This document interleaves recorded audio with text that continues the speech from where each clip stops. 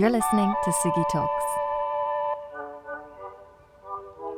Nestled in the heart of the Middle East, Jordan sits at a unique crossroads, connecting continents Africa, Asia, and Europe. From the Mediterranean-style climate of the urbanized West to the expansive arid deserts of the East, its landscapes offer a striking contrast. Jordan is also one of the least forested countries in the world, and it faces severe water scarcity. Its landscapes have undergone significant transformations over the centuries, shaped by the rise and fall of civilizations and the demands of a rapidly growing population. In its capital, Amman, one of the fastest growing cities in the world, our SUGi forest maker Deema Assaf was once working as an architect. Witnessing her hometown become almost unrecognisable as urbanisation swept through its landscapes, she felt compelled to do something about it. Inspired by the potential of Jordan's landscapes and understanding the cost of losing so much nature, she set about restoring Jordan's lost native forests using the Miyawaki method. In 2018, Deema planted the first Miyawaki forest in the Arab world. Since, she's planted 4 and is currently working on a new forest in collaboration with SUGi, Amman Sanctuary. Speaking to her from Jordan, we trace the transformation of Amman through her eyes and follow her journey into forest making. Hi Deema, thanks for coming on. Thank you. So I read recently that Amman is one of the fastest growing cities in the world. So I assume you've seen it change a lot over the years. Could you paint us a picture of what Amman looked like when you were growing up? Like in the 80s, it was, when I was a child, it was mostly farmland. And yeah, you would see different animals, birds, insects. You would see herds of sheep roaming the city. We still do, by the way, certain parts of Amman. But yeah, it was really interesting. It felt more like a small town. And what kind of changes have you seen since? Unfortunately, in the past few decades, it increasingly had this facelift where it replaced its farmlands with concrete and asphalt. Unfortunately, and again, as an architect, looking at the conventional construction methods, now I see it as ecological suicide. Just realizing that 1 centimeter of topsoil takes 200 to 400 years to be established. And we would just excavate acres and acres and dump the soil and construct, as construction film, just replace that with concrete and asphalt. And unfortunately, that is the story in many parts of the world as well. Mm-hmm. So I've never been to Jordan, but along my research, I've learned a lot about it, and it's at a really interesting part of the world. And to give people just an idea of how diverse the landscapes are there, could you talk a little bit about where it is geographically and what it's like there? Jordan is part of the Levant, or what we call Bilad al-Sham, along with Palestine, Syria, and Lebanon. It sits at the unique crossroads where the rich biodiversity of 3 continents meet: Asia, Africa, and Europe. And despite being a small country, it has such a diverse terrain. One can have a really short trip passing through majestic landscapes at 1700 above the sea level, traveling down to 400 meters below sea level to the Dead Sea. You would cross 4 bioclimatic regions: the Mediterranean highlands, the Irano-Iranian steppe, Sahara-Arabian desert, and then the African savanna in the Jordan Valley. And at certain times of the year, this trip, that you would take would, take you across different seasons as well, moving from winter to spring and summer in less than a 2-hour drive. Sounds incredible. I also listened to a talk you gave recently, and you mentioned that Amman was once known as the city of waters. And now we read about the water scarcity crisis. Can you tell us a little bit about this shift in resources? We know from historical records that Amman had an abundance of water flowing from its seasonal and perennial water streams. It had, dense, lush green vegetation, yet freshwater springs had increasingly faded, leaving behind a colorless, arid landscape, unfortunately. Now, to many, when we talk about increased aridity or desertification, it's often seen as the result of decreased rainfall, when it's actually the other way around. Research shows that it is the clearance of native vegetation that triggered the decline of rainfall and the landscape. And for a city like Amman, this transformation took place across the span of thousands of years. It's estimated to have started around the Bronze Age, 5,000 years ago, all the way through to modern times. The forests were cleared for wood and gradually replaced with arable land or human settlements. And with the absence of these rich native ecologies that we once had, came the absence of water and the erosion of soil. Not realizing that, until it was too late, that those majestic forests were the rainmakers and the soil building machines that made life possible on this land. So it's quite a different landscape. We still have a few patches of the dense forest that we once had, but they are mostly degraded and unfortunately not protected and subject to illegal logging and deforestation. I find it really interesting that you studied and practiced as an architect for 15 years and now you're a forest maker. So, how did that come about? To many people, it seems as if I just decided one day to plant trees instead. But as an architect, many of the projects I worked on were within nature reserves, and our research, included getting to know the native flora and fauna in those sites and better designing our projects for them. But it was really during my study of permaculture. I remember being introduced to the theory of natural succession and how most of the landscapes around us were rich ecologies. And they could be rich ecologies if they were not negatively affected by human intervention. So it was eye opening to me, and I started reading the landscape around me in a different way, seeing its true potential. And it was also during our study of a 2,000-year-old food forest that I kind of became obsessed with forest making. What was that transition like from being an architect to becoming a forest maker? It's interesting that many of the people working on Miyawaki forest creation are not botanists or ecologists. So it kind of gives you the permission to experiment on your own and do the research. Okay, so there's like an element of freedom to a certain extent there. And because Jordan is so diverse in its landscapes and there's so much variety, what was the research like for you and what regions were you working in? Most of the forests that we've planted so far are within Amman area. Some are further east, closer to the you know front of desertification. Others are up north, but it's mostly an arid Mediterranean climate, different soil profiles, but more and annual rainfall. We've been working in on areas that receive 200 250 millimeters a year, other parts that receive 350 maybe. But for us, working in a landscape like a man and talking about restoring the lost vegetation cover, many people were wondering, were there any forests in Amman to start with? And our research did not exactly follow the conventional or the typical Miyawaki process, which focus on surveying the existing vegetation.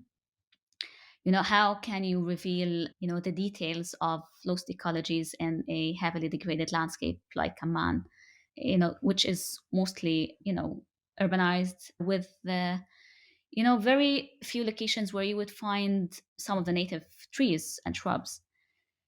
So our research process includes looking at evidence from fossil pollen records and research done by geoarchaeologists and paleobotanists, which analyzes charcoal remains from archaeological sites and looking at, uh, again, some of the mosaic paintings in ancient temples and churches, from Roman times and Byzantine times, and revealing these small pieces, like solving a puzzle and trying to better understand how Amman looked like thousands of years ago, with a similar climate to what we have today. And our research shows that it had dense forests of oak and wild pistachio.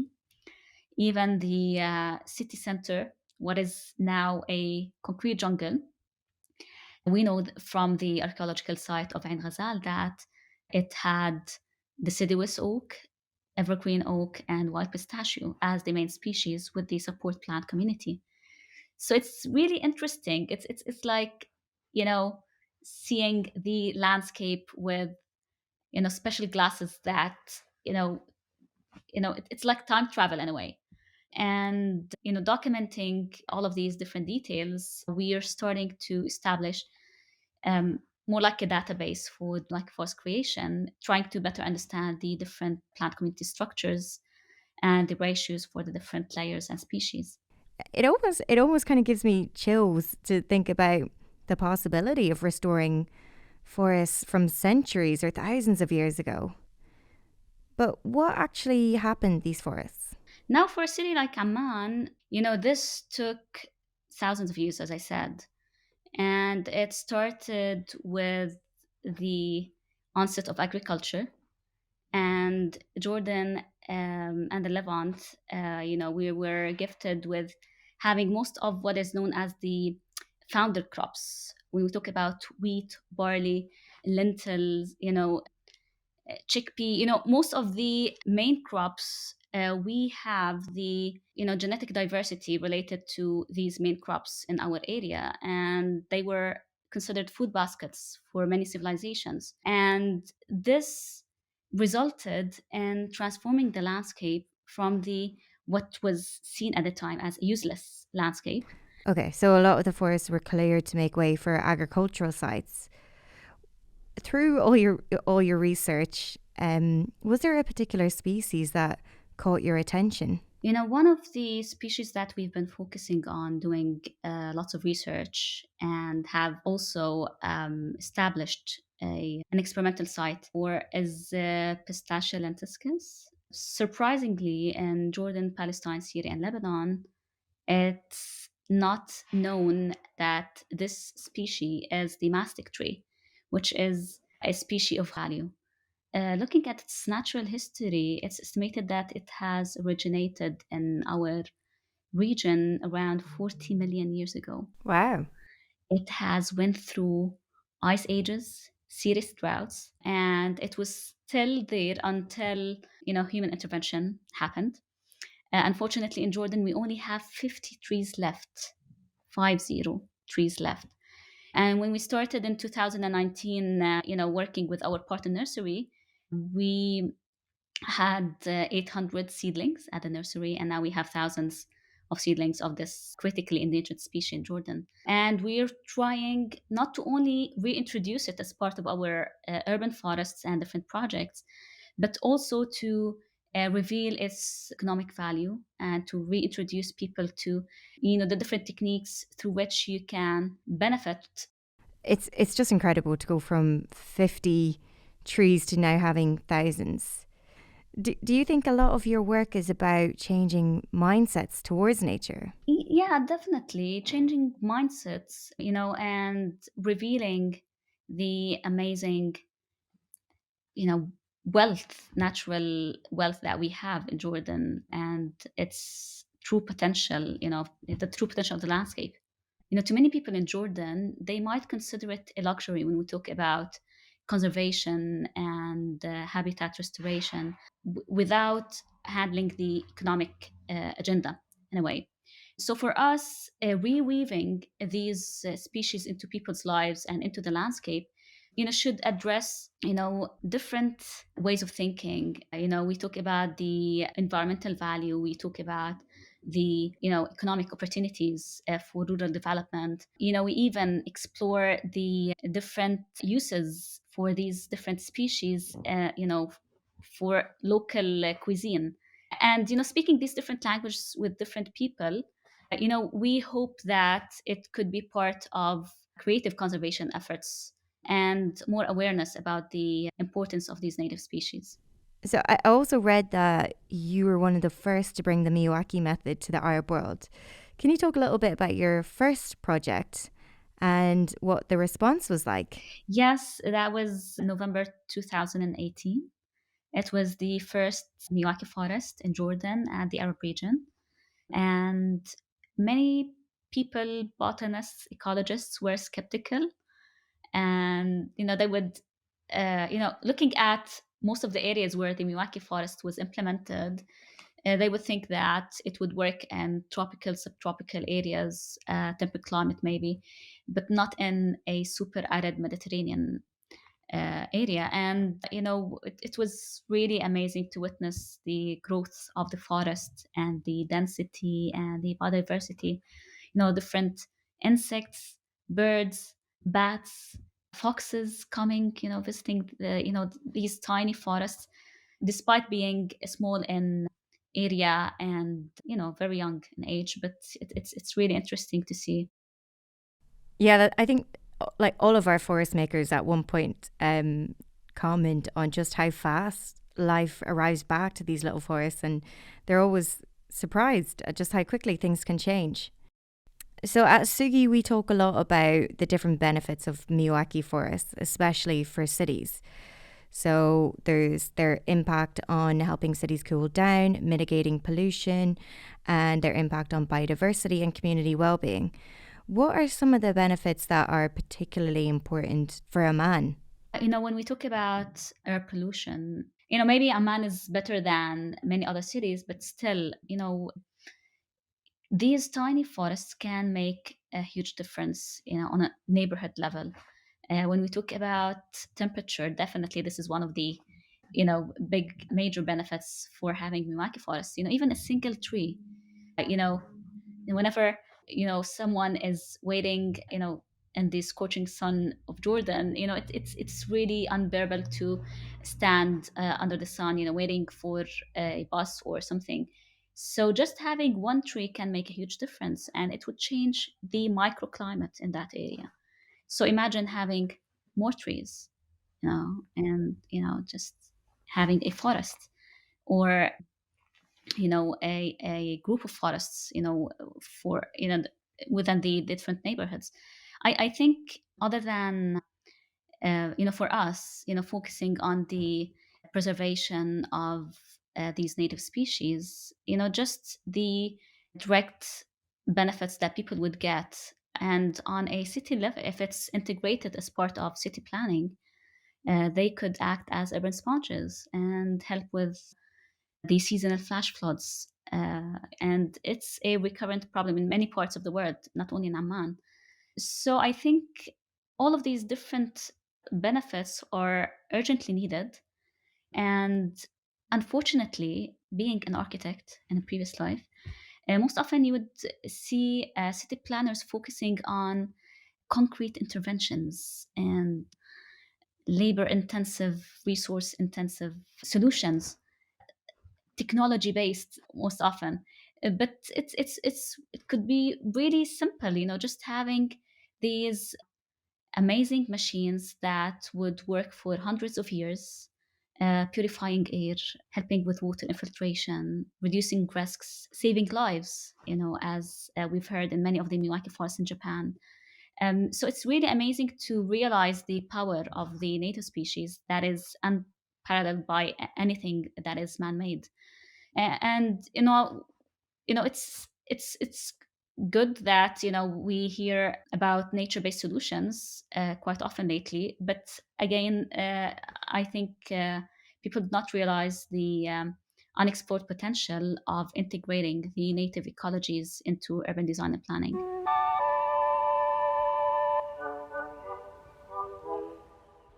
So today, Deema is collaborating with SUGi on a new forest in Jordan. Amman Sanctuary will feature a Miyawaki forest alongside a scalable regenerative agroforestry patch. This project attempts to integrate native and productive ecosystems, introducing new farming techniques that nurture the surrounding environment. So, Deema, this forest is really a testbed of different approaches to restoration. Can you talk a little bit about Amman Sanctuary? This project would be a collaboration with our partner nursery, where the forest would be hosted. It's an effort at having a demonstration site where we would have different habitats, the Miyawaki forest, Mediterranean shrubland. We would have an agroforestry system as well, or agroforestry systems that would be integrated with the native ecosystems as well. And it's one way for us to have many of the endangered and critically endangered species, for in-house seed production, and also, showing people the, potential of integrating Miyawaki forests with food production systems, as well as a an amazing ecosystem and a productive system in its own right. So the project would include a workshop space, and it's more like a mosaic of different habitats and ecosystems or micro ecosystems where we would be experimenting with different soil building techniques, microcatchment for landscape rehydration, and wise water management for a country like Jordan. So it would summarize many of the efforts that we've been working on in the past few years. And it would be a platform to share these solutions with Amani people, as well as with farmers, researchers, students. So we're really excited about it, and we hope to have the planting early December as planned. So it would be quite interesting to showcase these different habitats that we've been working on in one place that could be shared with the public as well. What actually is agroforestry? Agroforestry systems, it's how agricultural systems could mimic nature. So it's a multi-layered plant community, but the main focus, instead of restoring the native vegetation cover, which is the main aim, or the climax plant community, that is the aim of the Miyawaki method, we try to focus on companion planting of productive trees. One of the objectives of the project is also how to achieve self sufficiency on a small plot, for example, whether it's for people in Amman or for a small farmer. What are some of the benefits and considerations of agroforestry? It realizes the limited resources that we have when it comes to water, and it would work on soil building instead of agricultural activities leading to soil erosion and deterioration. It would attract biodiversity instead of the toxic pesticide heavy agriculture that is destroying soil and habitats around the country. So it's an alternative take on how we can address all of these different issues. And how have some of the communities responded to the projects? And has there been much interest? For there are many greening projects in Jordan, but when we talk about urban forests, it is a foreign concept to many. They, especially that these forests are really small in area, many people would not identify them as forests to start with. But we try to get the community involved as much as possible. From um, early stages, many kids would be curious and they would join the soil preparation part. For us, mostly getting their questions and offers to help. But all of these forests were planted by the neighboring community, people living and working around these forests, and children from schools and different community entities. Just trying to get them involved as much as possible with planting and post planting activities. So we have students join our forest monitoring They would help us with taking different measurements and getting up close and personal with the native species, trying to recognize their different leaf shapes, names, different smells, and just building this connection and local knowledge. We realize that most of the native species have become strangers in their own land. Even people in their 40s and 50s no longer realize the names of many of these native species. So for us, it's about, this uh, reintroduction, this connection. And, we hope with time that, people would become, more emotionally invested in the native species, and they would become part of conservation efforts. So a lot of your work is essentially about preserving the genetic diversity of Jordan. Why is that particularly important to you? Just through our work, we try to do what we can to preserve the invaluable genetic diversity of these native species. We talk about, personally, I see them as these really amazing biological elders in a way that have been around for millions of years. And it's quite sad that we would lose uh, any of these species in our lifetime. When we talk about critically endangered species in Jordan, some of them, we only have 30 or 40 or 50 trees left in all of Jordan. And doing the simple work of harvesting seeds, rediscovering the propagation protocol, and experimenting with, seedling production, it's quite simple. And if that is our contribution, through the humble efforts and the knowledge that we have now, I think, yeah, it's the only meaningful thing to do, if one can do that. So again, we try to involve as many people as possible just to make these species better known. And through our different research projects, we try to explore different ways of getting more people on board.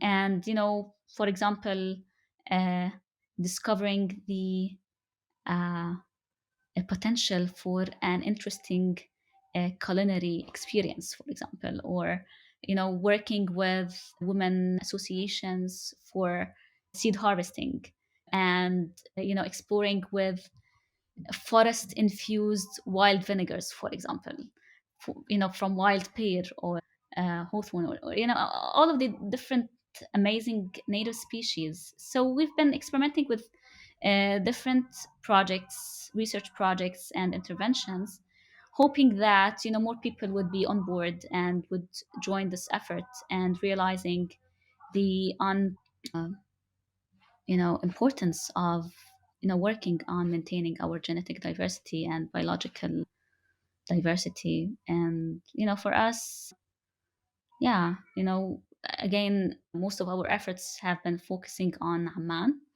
and the Mediterranean belt, but we've been hoping to include more and more species from Jordan Valley or the Badia.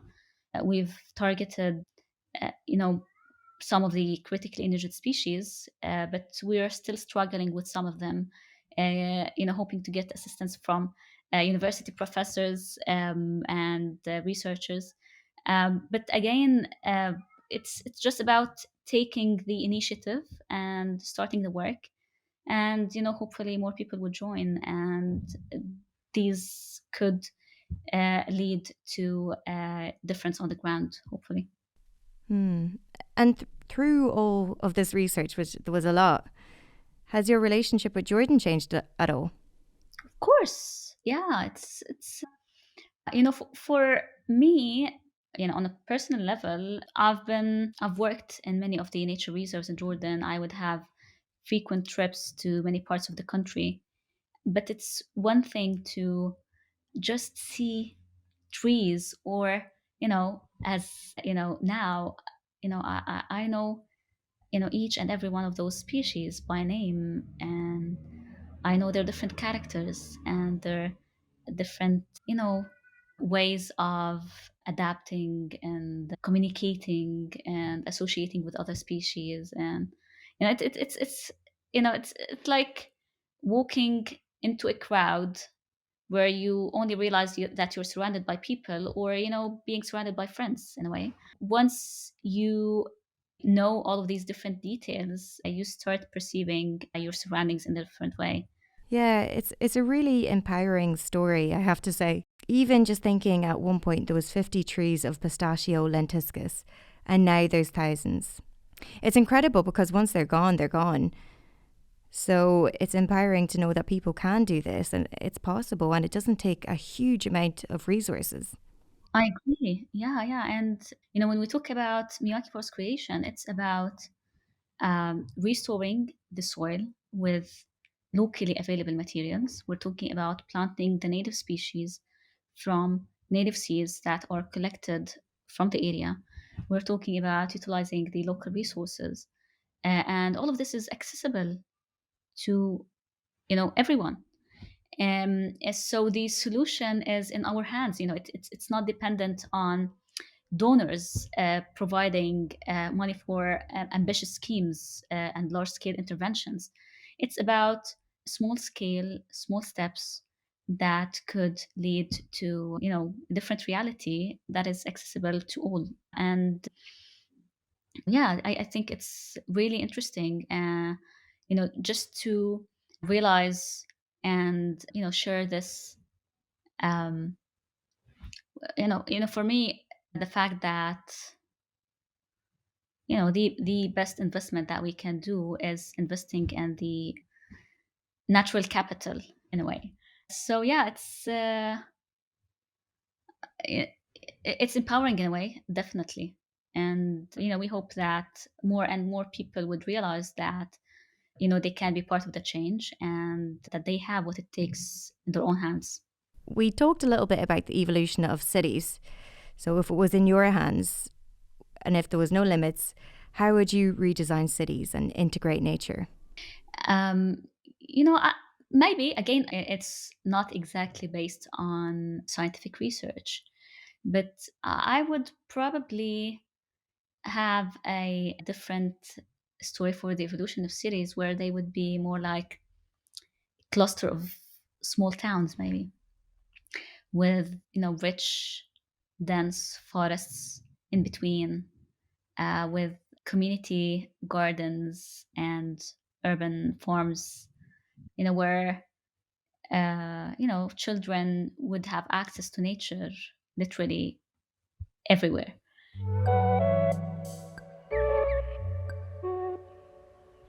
So we've come to our last question. Over your time as a forest maker, what is one thing nature has taught you?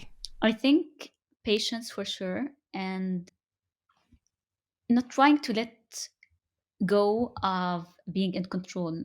I think part of just trusting how nature works, just trust the process and realize that eventually everything would work out somehow. For many of the projects I worked on as an architect, or even now in forest creation, it feels as these projects have a soul somehow, and or a well of their own. And just putting our ego aside, and this desire to be in control all the time aside, eventually everything would work out. And it's interesting working with nature, just to have this patience and faith, that yeah. And I think, yeah, patience and faith.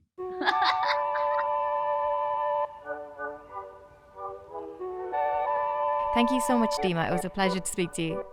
Thank you. If you like this episode of SUGi Talks, make sure you like and subscribe wherever you get your podcasts to support more.